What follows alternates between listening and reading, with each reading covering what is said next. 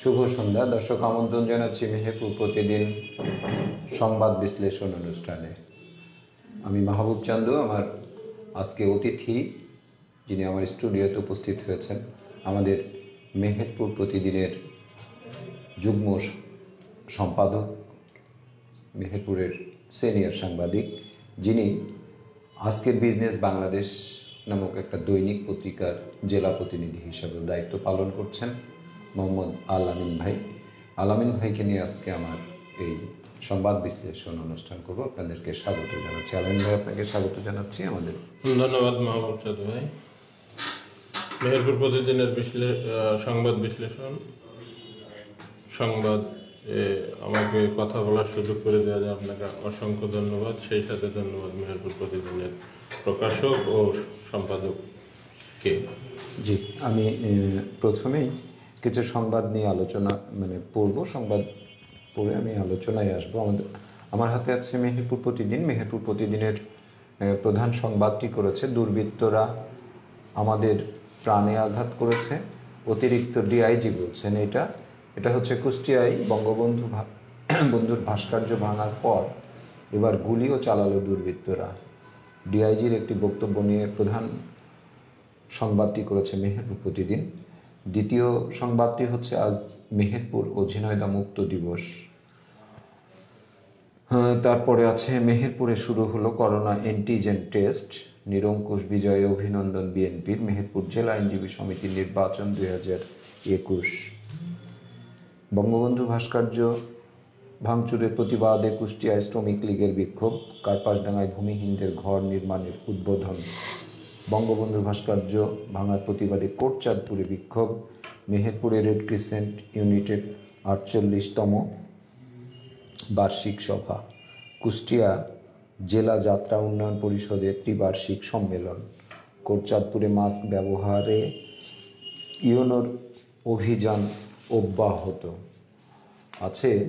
গাংনীর রাস্তার কার্পেটিং বিটুমিনের পরিবর্তে পোড়া মোবিল ব্যবহারের অভিযোগ। গাংনীর বামন্দির ঐতিহ্যবাহী পশুহাট বাঁচাতে মানববন্ধন। আমার হাতে আছে দৈনিক মাথাভাঙা। দৈনিক মাথাভাঙা তাদের প্রধান সংবাদটি করেছে, কুষ্টিয়ায় বঙ্গবন্ধুর ভাস্কর্য ভাঙচুর, সারা দেশে বিক্ষোভ। কর্মসূচির মধ্যে দিয়ে মাঠে থাকার ঘোষণা দিয়েছে আওয়ামী লীগ সহ সহযোগী সংগঠন। বর্তমান সরকারের আমলে দেশে কেউ গৃহহীন থাকবে না, এটি দামোহদার কার্পাসডাঙ্গায় মতবিনিময় সভায় বিভাগীয় কমিশনারের একটি বক্তব্য এবং একটি রিপোর্ট। মেহেরপুরে পৃথক 3টি দুর্ঘটনায় নিহত 1, আহত 9। জীবননগরে C&F অ্যাসোসিয়েশন সভাপতি বাবুল মেম্বারের ইন্তেকাল। আজ মেহেরপুর পাক হানাদার মুক্ত দিবস। 8 জনের বিরুদ্ধে হত্যা মামলায় শিপন ইভা দম্পতি গ্রেপ্তার। চাঁদার দাবিতে আলমডাঙ্গা কুমারীর NRB ইটভাটায় বোমা হামলা। আমার হাতে আছে সময়ের সমীকরণ। সময়ের সমীকরণের প্রধান সংবাদটি করেছে, করোনা স্থবির চাকুরির বাজার, বয়স নিয়ে বিশ্ববিদ্যালয় পড়ুয়াদের উদ্বেগ, দীর্ঘদিনের চাকরিও হারিয়েছেন অনেকে। এটি একটি অত্যন্ত গুরুত্বপূর্ণ সংবাদ। চাচাতো ভাই সাকিবের লাঠির আঘাতে মৃত্যু হয় আলমগীরের। মেহেরপুরের সড়ক দুর্ঘটনায় আহত সোহেল রানার মৃত্যু। প্রাথমিক বিদ্যালয়ের স্বেচ্ছাসেবক লীগ নেতার হাট। আচ্ছা, এটি একটি মোটর সাইকেলের হাট। আচ্ছা, বাংলাদেশের কোনো মানুষ ঘর হারা থাকবে না, এটি প্রায় সব পত্রিকাতে নিউজ হচ্ছে। সকলে ঐক্যবদ্ধ হয়ে নৌকার বিজয় ছিনিয়ে আনবো, এটি একটি স্থানীয় সরকার নির্বাচনের নিউজ। আমার হাতে আছে পশ্চিমাঞ্চল। পশ্চিমাঞ্চলের প্রধান সংবাদটি হচ্ছে, পদোন্নতি হচ্ছে 6,000-এর বেশি শিক্ষকের। দ্বিতীয় সংবাদটি হচ্ছে, 71-এর 6ই ডিসেম্বরে রাতটি ছিল চুয়াডাঙ্গার জন্য বিভীষিকাময় ধ্বংসযজ্ঞের। এটি একটি চুয়াডাঙ্গার রিপোর্ট। আজ 6ই ডিসেম্বর মেহেরপুর হানাদার মুক্ত দিবস। দর্শনা বন্দর ও কবি নজরুল স্মৃতি বিজড়িত 8 চালা ঘর পরিদর্শনে খুলনা বিভাগীয় কমিশনার আনোয়ার হোসেন। দর্শনা বন্দর বাস্তবায়ন কমিটির ফুলেল শুভেচ্ছা। নৌকা মার্কাকে বিজয়ী করার লক্ষ্যে মতবিনিময় সভা আসন্ন চুয়াডাঙ্গা পৌরসভা নির্বাচন উপলক্ষে। ভালাইপুর ও আলুকদিয়া বাজারে সরকারি নিষেধ অমান্য করে মুখে মাস্ক না পরায় জরিমানা। কোটচাঁদপুরে কৃষক লীগের বর্ধিত সভা অনুষ্ঠিত। বঙ্গবন্ধুর ভাস্কর্যের সামনে ফাঁকা গুলি ছুঁড়েছে দুর্বৃত্তরা। এটি একটি কুষ্টিয়ার ভাস্কর্য ভাঙার রিপোর্ট। মেহেরপুর জেলা যুবলীগের বঙ্গবন্ধুর ভাস্কর্য ভাঙার প্রতিবাদে বিক্ষোভ মিছিল করেছে। চুয়াডাঙ্গা যুবলীগের বিক্ষোভ সমাবেশ, আলমডাঙ্গা যুবলীগের বিক্ষোভ সমাবেশ।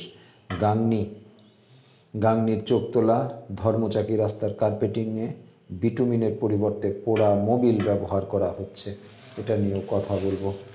আমি আলমিন প্রথমে আপনার সাথে আলোচনাটা শুরু করব আমাদের মেহেরপুর প্রতিদিনের প্রধান সংবাদটি নিয়ে। কুষ্টিয়ায় বঙ্গবন্ধুর ভাস্কর্য ভাঙার পর এবার গুলিও চালালো দুর্বৃত্তরা।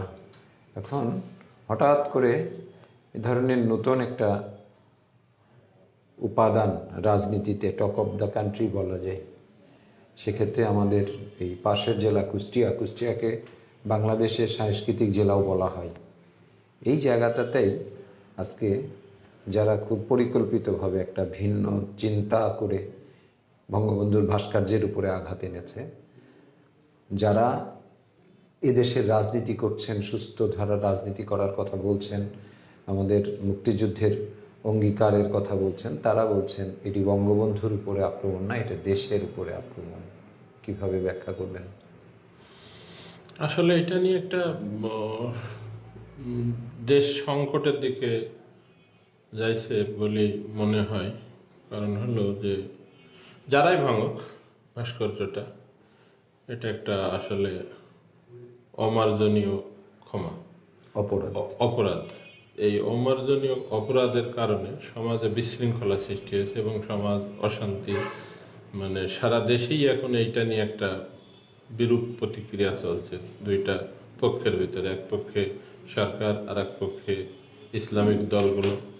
এই নিয়ে একটা বড় ধরনের সংঘাত এবং দেশ জাতির জন্য একটা ভয়ঙ্কর কিছু আসছে বলে আমি ব্যক্তিগতভাবে মনে করি। এটা আসা তো উচিত হলো না, তাই না আমাদের? আর এইটার কারণে দেশে যে শান্তি শৃঙ্খলা, সাধারণ মানুষের জানমালের নিরাপত্তা বিঘ্ন হবে এবং দেশ অগ্রগতি যেভাবেই বলেন না কেন দেশের ক্ষতি হবে যদি এটা। এখন সর্বোপরি আমি মনে করি যে সেটা সরকারের উচিত, এটা যারাই করুক সেটা কঠোর হস্তে দমন না করতে পারলে ভবিষ্যতে আরও বিশৃঙ্খলা সৃষ্টি হবে বলে মনে করি। অবশ্যই। আজকে আপনি জানেন যে আজকে আমাদের এই মেহেরপুর এবং ঝিনাইদহ মুক্ত দিবস।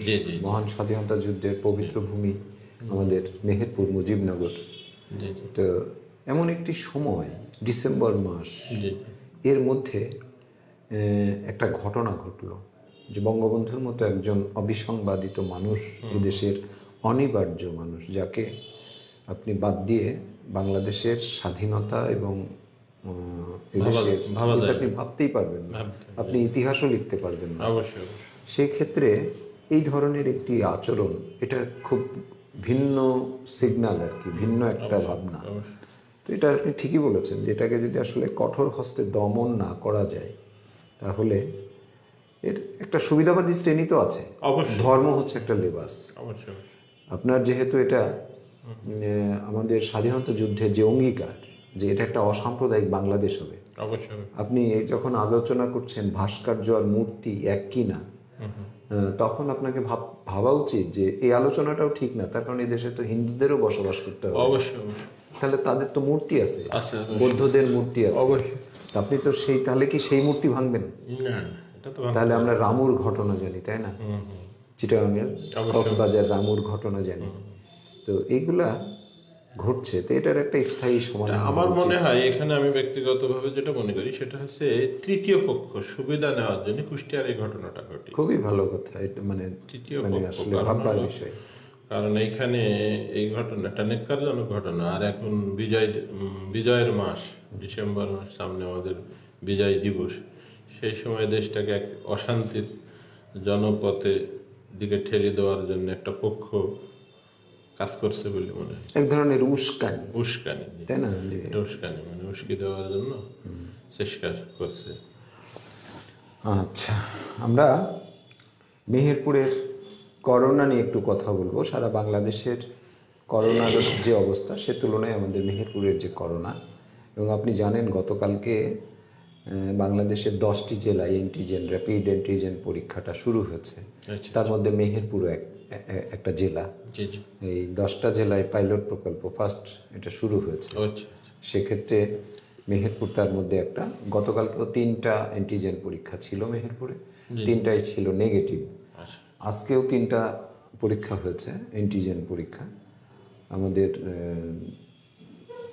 এই আজকে 3 জন নেগেটিভ হচ্ছে। তো এখানে আমরা কুষ্টিয়াতে PCR মেশিনে এটা পরীক্ষা নিরীক্ষা হয়। আবার আমাদের জিন এক্সপার্ট মেশিন আছে আমাদের ইয়েতে মেহেরপুরের যে আমাদের ওই বক্ষব্যাধি হসপিটাল ও আচ্ছা, ওখানে। তো সেটা দিয়ে নতুন আর একটা অ্যান্টিজেন পরীক্ষার যে সংযোজন, এটা মেহেরপুরের মানুষের একটা আলাদা প্রাপ্তি। অবশ্যই।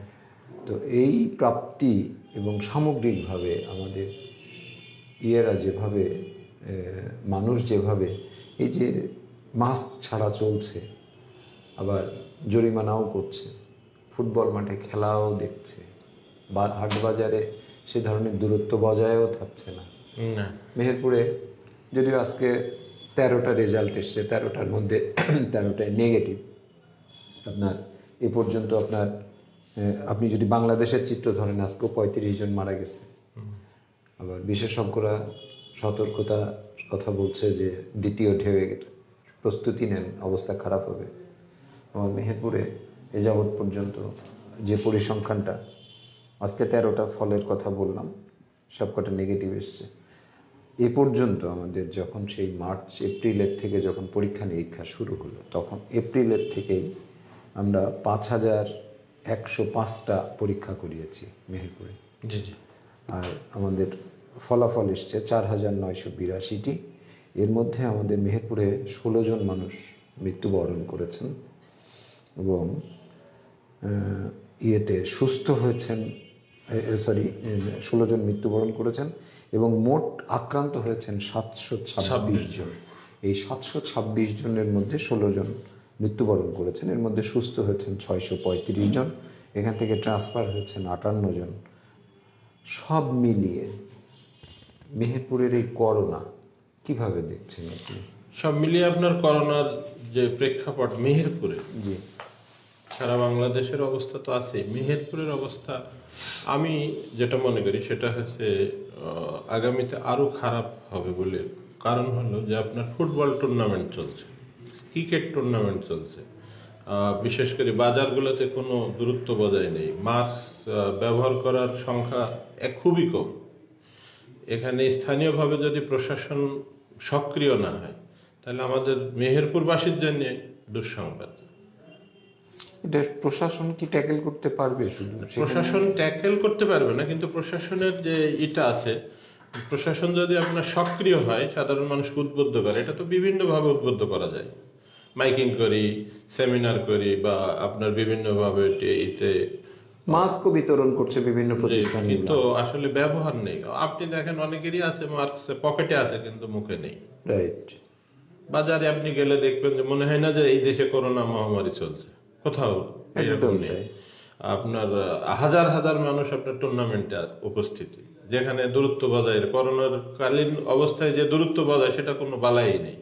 তাহলে আপনি কিভাবে আমরা সেফ বা মেহেরপুরের মানুষ সেফ আপনি কিভাবে বলবেন? এটা তো বলা সম্ভবই না।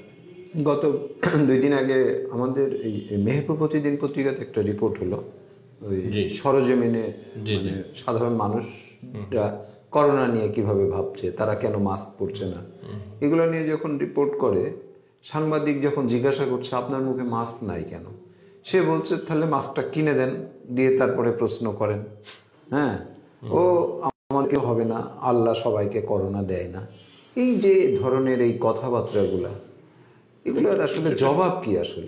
আসলে আমাদের ভিতরে কিছুটা গুড়ামিও আছে, মানে আমরা যারা সাধারণ মানুষ এদের ভিতরে, আমাদের ভিতরে কিছুটা গোড়ামি আছে। যে গোড়ামিটা আপনি বলতে পারেন যে করোনা মহামারীর বিষয়ে যদি আপনি ধর্মীয় দিকেও যান, সেখানেও কিন্তু নিরাপদ আশ্রয়ে নিরাপদ জায়গায় থাকার জন্য বলা আছে।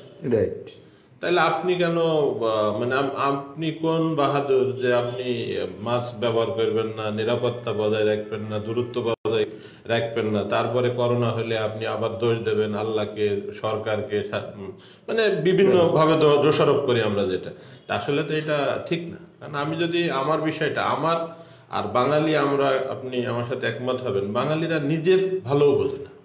একদম তাই। আসলে কারণ হলো আমরা যে আমাদের নিজের ভালো এটাও বুঝিনি, এটা করলে যে আমি ভালো থাকবো এইটাও আমি বুঝতে চাইনি।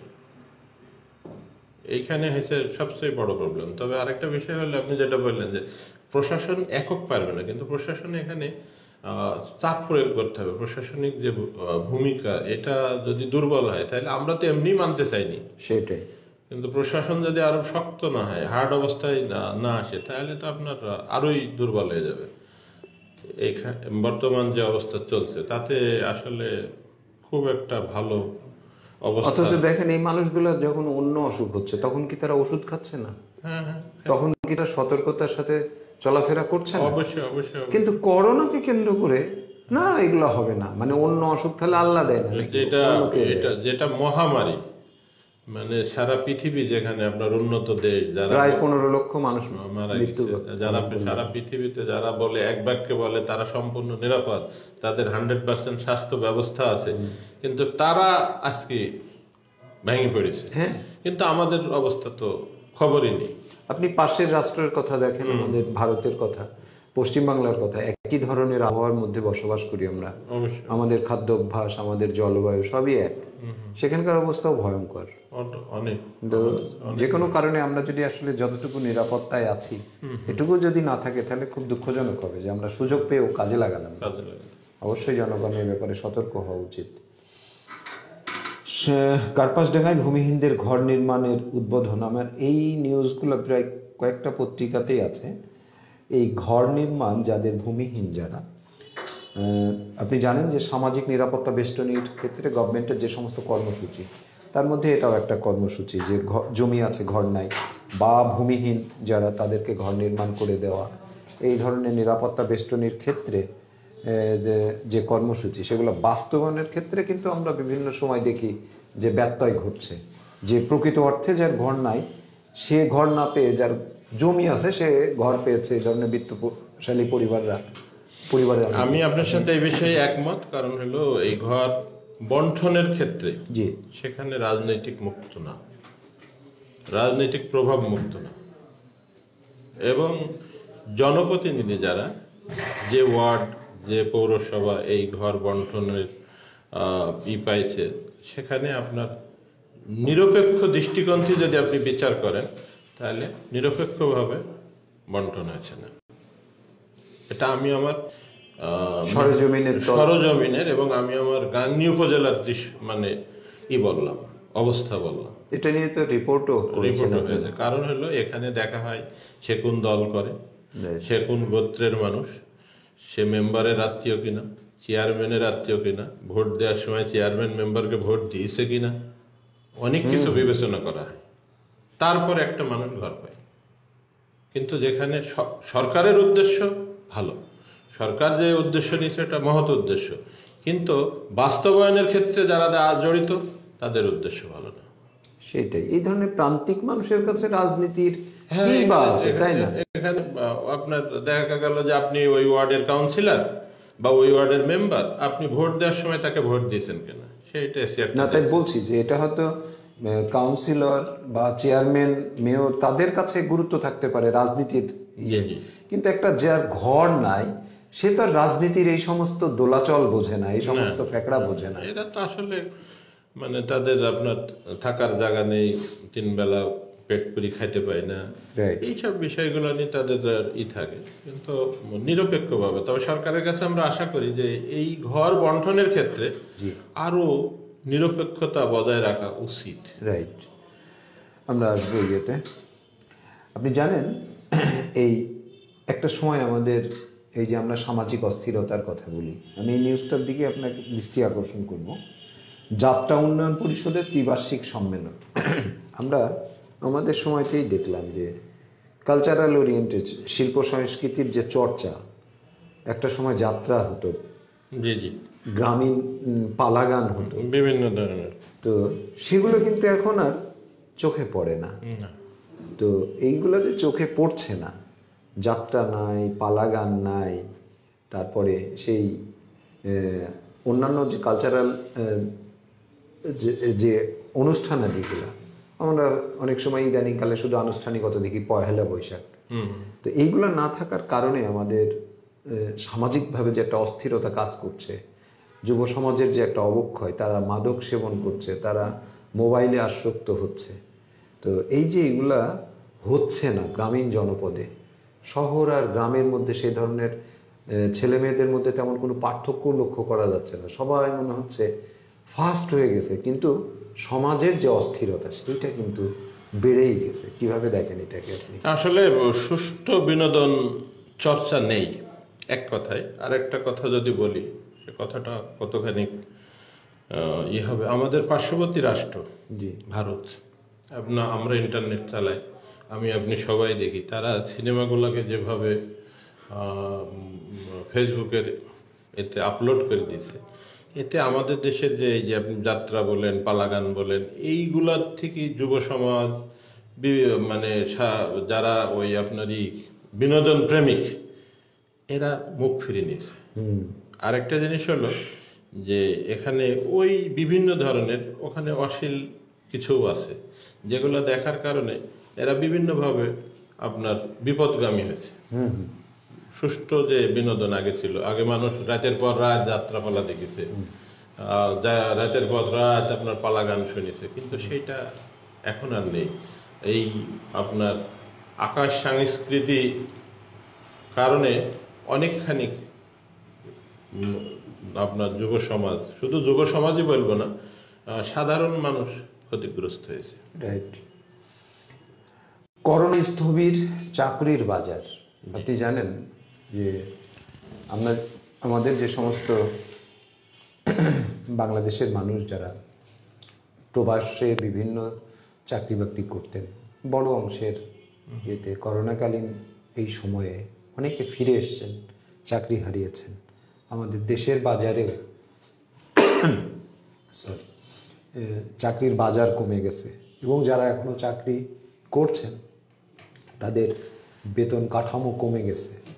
সব মিলিয়ে আমাদের মেহেরপুরে, যেহেতু আপনি খুব একদম তৃণমূল প্রান্তিক লেভেলের মানুষজনের সাথে আপনার খুব ঘনিষ্ঠতা আছে, পরিচয় আছে, মেহেরপুরের এই করোনাকালীন সময়ে যুবকদের কি অবস্থা? তাদের চাকরির যে হাহাকার, মানে বেঁচে থাকার নিমিত্তে তাদের যে কর্মজীবন শুরু করার যে এই বিষয়টা নিয়ে যদি এখন এইখানে আপনার করোনাকালীন অবস্থায় রাষ্ট্রের বিশেষ করে আপনার যারা গভর্নমেন্ট সার্ভিস হোল্ডার, এদের বাইরে যারা বেসরকারি বিভিন্ন কোম্পানিতে ছিল, এদের খুব দুরবস্থা।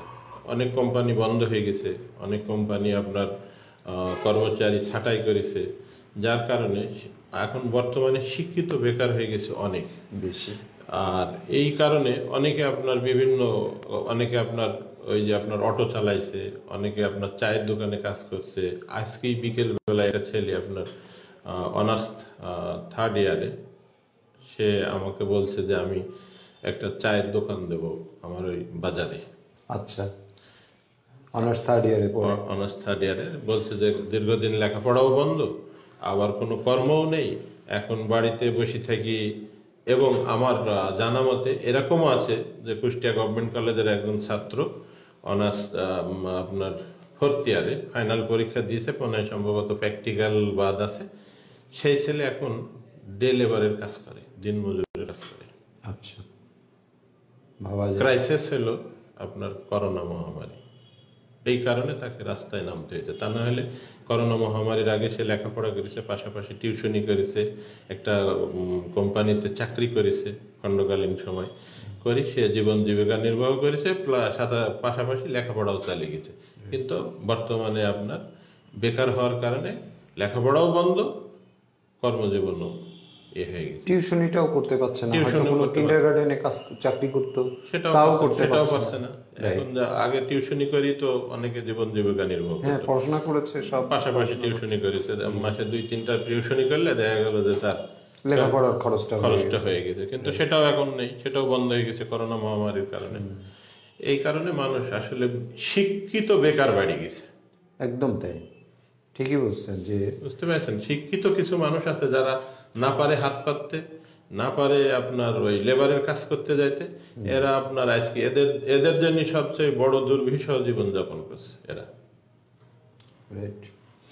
মেহেরপুরের সড়ক দুর্ঘটনায় আহত সোহেল রানার মৃত্যু, এই সড়ক দুর্ঘটনা আমাদের নিত্যদিনের পত্রিকার। এইটা যদি বলতে যান তাহলে সর্বোপরি যেটা আমরা দেখি রাত্রিবেলায় আপনার এই যে জি, অটো পাখি ভ্যানের যে লাইট, এই লাইট আপনার এত বিষাক্ত লাইট যেটা রাস্তায় কিছু দেখা যায় না। আমাদের হোন্ডার লাইটগুলো এর কাছে কিছু না, জিরো। এবং আমি যে যাই আপনার অটোর সাথে ধাক্কা মারব, এখন এই লাইটটা স্থানীয়ভাবে প্রশাসন কেন, এই লাইটটা তো গভর্নমেন্ট থেকেও মনে হয় সম্ভবত মোটরযানে নিষিদ্ধ আছে, কিন্তু তারপরে স্থানীয় প্রশাসন কেন ব্যবস্থা নেয় না, এটা তো আসলে আমাদের জানা নেই এবং বোধগম্যের বাইরে। কারণ হলো এটারই প্রচুর এই প্রতিনিয়ত যে ঘটনা ঘটছে, আপনার বেপরোয়া অটো চলা, বেপরোয়া পাখি ভ্যান, তারপরে আপনার আগলামন, এইগুলোর কারণেই কিন্তু আপনার সড়ক দুর্ঘটনা প্রতিনিয়ত বাড়ছে, প্রতিনিয়ত। আপনি রাত্রিবেলায় যখন যাবেন মহাসড়কগুলোতে, আপনার ওই লাইটের ছটা আপনার চোখে এমনভাবে লাগবে, আপনার হয় দাঁড়িয়ে যেতে হবে আপনাকে, আর না হলে অ্যাক্সিডেন্ট করতে হবে, এর বিকল্প কোনো কিছু নেই। এই লাইটিং এর ব্যাপারে স্থানীয় প্রশাসনকে বারংবার বলা হয়েছে, কিন্তু সত্যিকার অর্থে এখনো কার্যকর কোনো পদক্ষেপ না, কোনো আমরা দেখলাম না। কোনো আপনি পদক্ষেপ ঠিকই বলেছেন, এই লাইটটা আসলে খুব মারাত্মক হয়ে গেছে।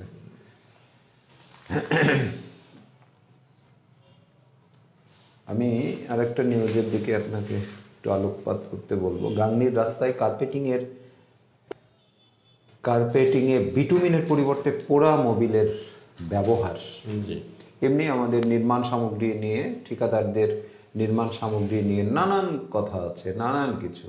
খুব নিম্নমানের নির্মাণ সামগ্রী দিয়ে আমরা যারা করছে তাদেরকে আমরা সেই সমস্ত প্রকল্পের রিপোর্টও আমরা ধারাবাহিকভাবে করে থাকছি, কিন্তু এখানে সবচেয়ে বড় বিষয় যেটা, সেটা হলো আপনি যদি একেবারে যান, রুট লেভেলে যান, সেখানে প্রধান প্রবলেম আমি যেটা মনে করি সেটা হচ্ছে কর্তৃপক্ষের উদাসীনতা। যেখানে আর কর্তৃপক্ষকে এই কথা বলতে গেলে তারা বলে তাদের জনবলের অভাব। আর 2 নম্বরে হলো দুর্বৃত্তায়ন রাজনীতিবিদরা হয়ে গেছে আপনার ঠিকাদার। এখন আমি চেয়ারম্যান, আমি যদি ঠিকাদারিত্ব করি তাহলে তো আমার কাছে একজন উপজেলা, ক্ষমতাও আমার, টাকাও আমার, রাস্তাও আমার। এখন কর্মচারী যিনি দেখভাল করবে উনি অসহায় আমার কাছে। উনি কি আসলে সবসময়তে অসহায় না? উনিও সেই 2 নম্বরের যে অর্থ, সেই অর্থের ভাগিদার। ওই যে আপনার পার্সেন্টেজ পাই, কোন কোন প্রকল্পে 10% পাই, কোন কোন প্রকল্পে 5% পাই, কোন কোন প্রকল্পে এটা একটা বরাদ্দ আছে। তারা দেখে যে আপনি ভাই যেভাবে পারেন সেইভাবে কাজ করেন। এর কারণে আপনার এই যে নির্মাণ সামগ্রী বিভিন্ন ধরনের অনিয়ম আপনার চলেই আসছে, এটা কোনো বন্ধ হয়েছে না। পেপার পত্রিকায় লেখালেখি হয়েছে, তদন্ত হয়েছে, কিন্তু তদন্ত হওয়ার পরে কি হয়েছে, ওই ঠিকাদারের বিলও ঠিক সে পাইছে।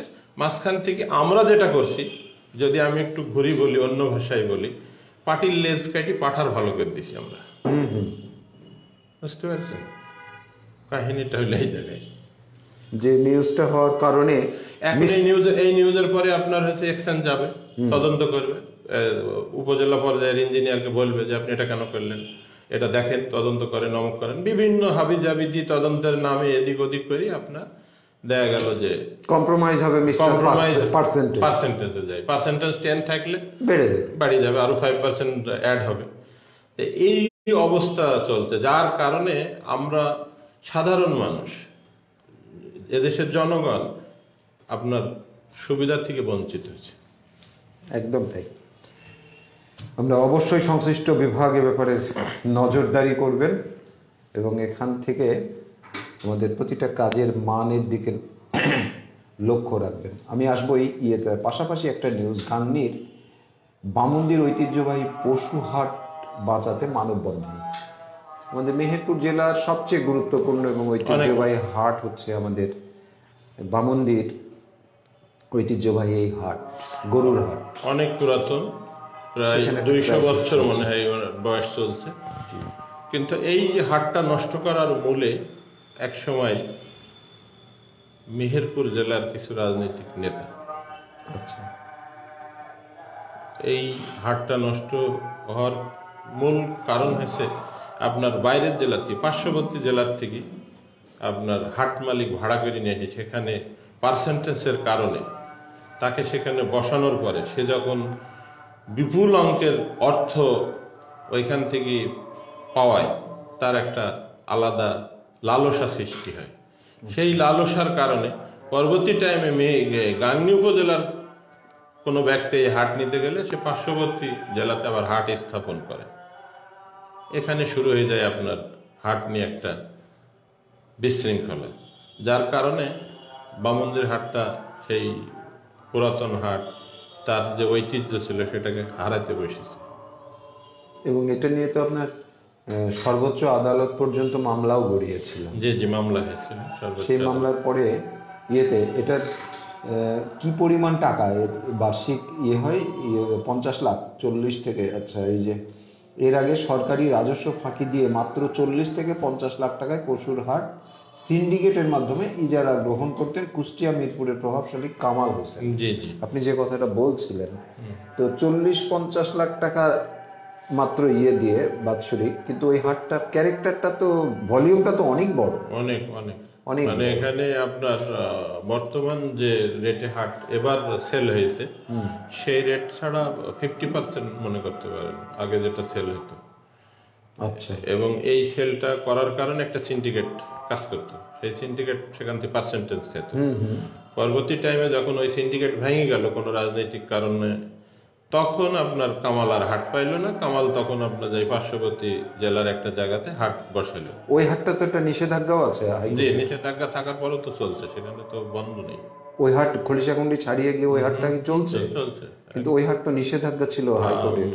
জি, মহামান্য হাইকোর্ট নাকি একটা নিষেধাজ্ঞা ছিল, কিন্তু পরে সেটা কি হয়েছে জানিনি আমরা, আদালতের বিষয়। তবে আপনার সেটাই এখনো চলমান। প্রায় কোটি টাকার হাট আমাদের বামন্দির হাটটা, কোটি টাকা, প্রায় কোটি টাকার হাট। সেটা ইয়েতে আপনার 40-50 লক্ষ টাকায় এটা আন্ডারস্ট্যান্ডিং করে, নিগোসিয়েশন বলে যেটাকে আমরা মনে বলি আর কি, ঠিকাদারির ভাষায়।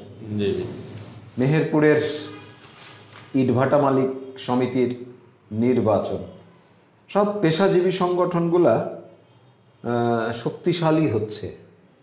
হ্যাঁ, আমাদেরও যেমন সাংবাদিকদেরও সংগঠন প্রেস ক্লাব, হ্যাঁ, মেহেরপুরে ইট ভাঙা আর কি, ইট ভাটা না, ইট ভাঙে যারা, যে ওই যে গাড়িটা আছে, ইট ভাঙা মালিক সমিতির নির্বাচন। তো কালকে সেই নির্বাচনটা সংগঠিত হয়েছে।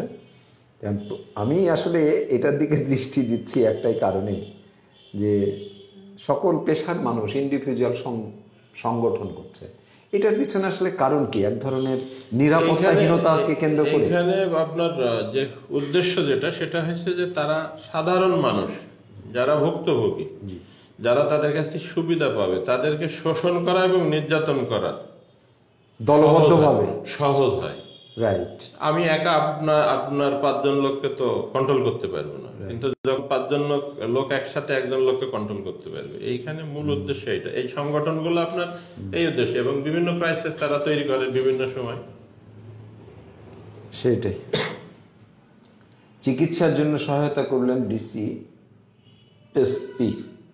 আমরা চিকিৎসা সেবা নিয়ে, যদিও করোনাকালীন সময়ে চিকিৎসা সেবার ক্যারেক্টারটা চেঞ্জ হয়েছে অনেক, জি জি, তো এর মধ্যে আমাদের একটা পরিপত্র এসেছিল কিছুদিন আগে, যে যে সমস্ত বেসরকারি প্রতিষ্ঠানগুলো আছে, সেই বেসরকারি প্রতিষ্ঠানগুলো তাদের মানে ঠিকমতো লাইসেন্স আছে কিনা, বা তারা লাইসেন্সের জন্য আবেদন করেছে কিনা নতুন কোনো প্রতিষ্ঠান হলে, সেই বিষয়ে সরাসরি মন্ত্রণালয় থেকে চিঠি দিয়েছিল সিভিল সার্জন মহোদয়কে।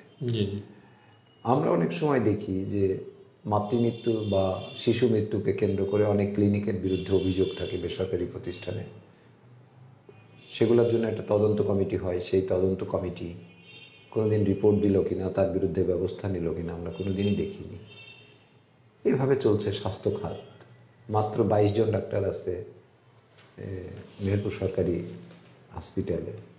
মেহেরপুরের মানে মোটামুটি প্রায় 45 জন ডাক্তারের পদ খালি। কিভাবে মেহেরপুর স্বাস্থ্য বিভাগ চলছে? এটা আপনার বিশেষ করে আমরা যদি বলতে পারি বর্তমান সময়ে সবচেয়ে দুর্নীতিগ্রস্ত খাত হচ্ছে আপনার দুইটা, একটা শিক্ষা আর একটা স্বাস্থ্য। এদের বাবা মার হদিস নেই। এরা আপনার হলো, আপনি দেখেন ওই যে কথাটা বললেন, গাংনীতে মেহেরপুরে যেসব ক্লিনিক চলছে, অহরহ অপরাধ করছে, বিভিন্ন ধরনের অপরাধ সংঘটিত হয়েছে তাদের, সেখানে তদন্ত কমিটিও গঠন হয়েছে, কিন্তু তাদের কোনোদিন শাস্তি হয়েছে না, কোনো বিষয়ে শাস্তি হয়েছে না, মারা যাইছে ওই কর্তৃপক্ষ। দেখা গেল যে আপনার রোগীর গার্জেন যারা, তাদেরকে কিছু লামসাম টাকা পয়সা দিই, ম্যানেজ করি, তারা লাশটা নিয়ে যায় মাটি দিই, তারা কান্নাকাটি করি, সব থেমে যাচ্ছে। এরা এদের মতন ব্যবসা চালিয়ে যাচ্ছে। একদম তাই। এখানে স্বাস্থ্য বিভাগ যতদিন আপনার সচেতন না হবে, এই সাধারণ মানুষের এই দুর্ভোগ কমবে না, সাধারণ মানুষের এই যন্ত্রণা যাবে না। কারণ হলো স্বাস্থ্য বিভাগে তো কোনো নেই। আপনি দেখেন গাংনীতে, অবাক হবেন, এতগুলো ক্লিনিক আছে, আমার মনে হয় যে 2, 3, 4টা ক্লিনিক বাদে কারোর গভর্নমেন্ট পারমিশন নেই। কিন্তু তারা কিভাবে চলছে? বন্ধও হচ্ছে না। তারা কিভাবে চলছে? একটা আবেদন করি, বছরের পর বছর, যুগের পর যুগ চালিয়ে যাচ্ছে। অবশ্যই এই ক্ষেত্রে যেহেতু আপনার আমাদের সরকারি ব্যবস্থাপনায় যে চিকিৎসা সেবা, তো যেমন প্রাইভেট স্কুলগুলো থাকতেই হচ্ছে, তারাও একটা শিক্ষায় অবদান রাখছে। বরং আপনি যদি ধরেন একটা প্রাইমারি স্কুলের রেজাল্ট আর একটা কিন্ডারগার্টেনের রেজাল্টের মধ্যে পার্থক্য আছে, কিন্ডারগার্টেনের রেজাল্ট ভালো হচ্ছে। ঠিক তেমনি আপনি আবার সরকারি হসপিটাল যে আমাদের বা স্বাস্থ্য কমপ্লেক্সগুলো আছে, তার বাইরে এই সমস্ত বেসরকারি প্রতিষ্ঠানগুলো তো অন্তত অবদান রাখারও চেষ্টা করছে। না, এটা সবাই যে খারাপ তা না, কিছু মান ভালো আছে, কিন্তু কিছু একেবারেই আপনার, যেমন অপারেশনগুলো হয়, অপারেশনের ক্ষেত্রে আপনি যদি যান, সেখানে তো কয়েকজন ডাক্তার থাকা লাগে, কিন্তু আমরা কি দেখি সেখানে একজন। আপনি যদি আমাকে নাম মেনশন করে বলেন, আমি বলতে পারি, সেটা হলো একজন MBBS, আর বাকি সব আপনার হাতুড়ি, অথবা আরেকজন MBBS। এই দুইজনে তো আপনার কোনো অপারেশন করার বিধান, এনেস্থেশিয়া নেই, সেখানে আপনার সার্জারি নেই, সেখানে আপনার মেডিসিন নেই, নিজেই করছে। সেখানে এক ডাক্তারই আপনার সব দায়িত্ব পালন করছে। তো সেই ক্ষেত্রে দুর্ঘটনা ঘটার সম্ভাবনা তো অনেক বেশি, আর সেই জায়গার থেকে এই দুর্ঘটনাগুলো ঘটছে।